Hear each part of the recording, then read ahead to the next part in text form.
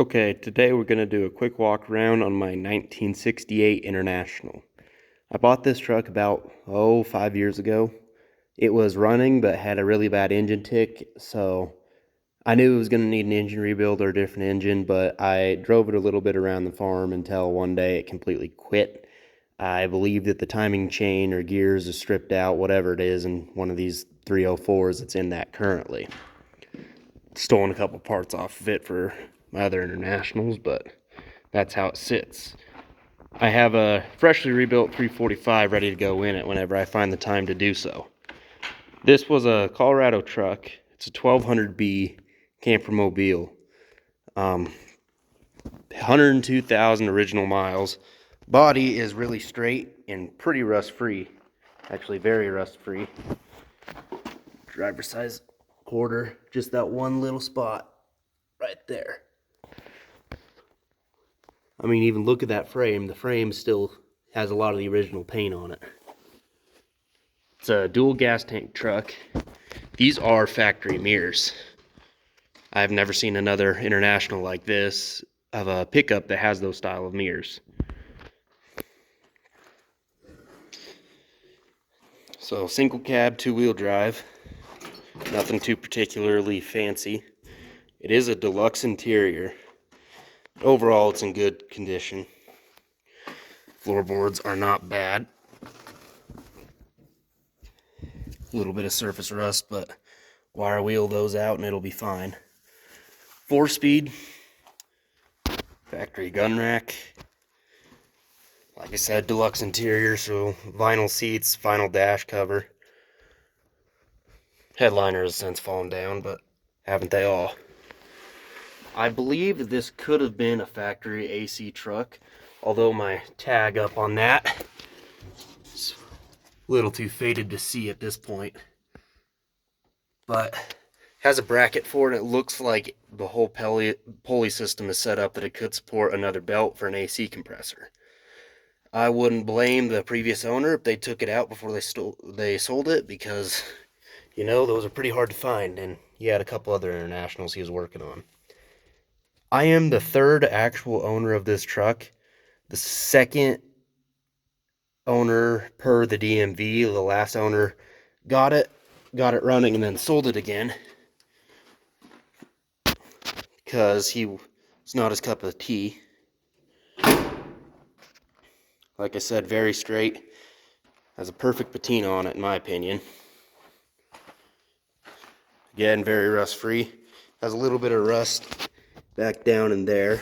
Let's see if I can get a better angle. Right there. Even has the original spare tire.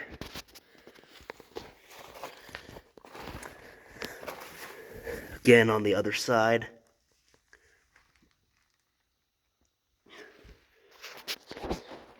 I don't think that's the original tailgate, but you never know if the truck was at one point brown, repainted green. Again, haven't checked the VIN number on that. When the truck was still running, all the electrical stuff still worked on it, so it was pretty neat. I think that put the new engine in it and do some brakes on it, and it should be pretty much roadworthy. Outside, I do need to get some new rims and tires. Those are the original split rims. They were sitting in mud for a lot of years, so they probably won't seal on any new tires. Which, by the way, that is a 40-some-year-old tire that does not look half bad at all. Again, another wheel well. Very rust-free. Truck's pretty straight. It has a dent over here on this side. I don't know if you'll be able to see it on camera. That was put there by me because one of my family members put a metal chair right beside the truck, and this side does not have the mirror on it. It's in the other part of the barn there, ready to be put back on. So I couldn't see and drove right over it and put a nice little dent in it. Bed has a couple of dents in it like every other pickup known to man, but no rust in there. I got some engine parts and exhaust parts from the other engine ready to go back in. But even the front of it, it is not even dented forward.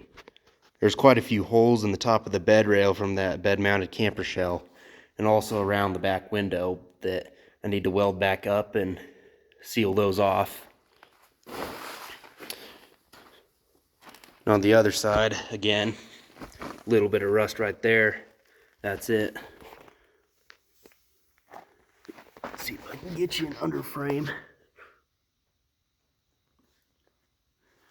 This has always been my dream truck to build, make it a daily driver again. I want to keep those original style of wheels, just find solid rims that I can put hubcaps back on. So if any of you know where to find a set, please let me know in the comments. But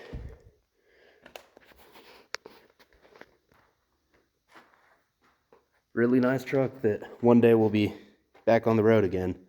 I have plans just to fix those couple of rust spots and airbrush the patina back on those certain spots, and then seal the truck how it is and drive it like this until I decide to do a complete frame off restoration later in its life.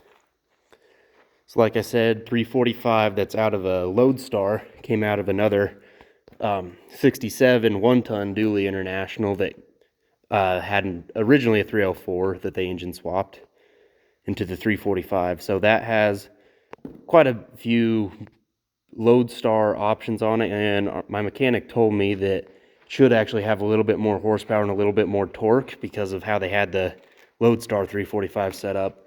Not completely sure if that is true or not, but either way, it's fine. It's an international motor. There were never race motors, as everybody knows. But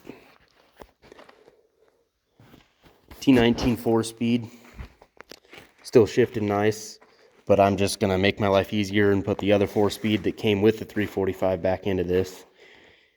That right there is my exhaust that I'm going back on it. I forget the name of those types of mufflers.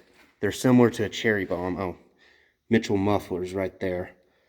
But sounded just like cherry bombs to me when I fired up the 345 in the other truck. So that's what I'm putting back on it. Anyway, this is my 1968, my dream truck that I will start working on again here shortly. You'll probably see some more videos on.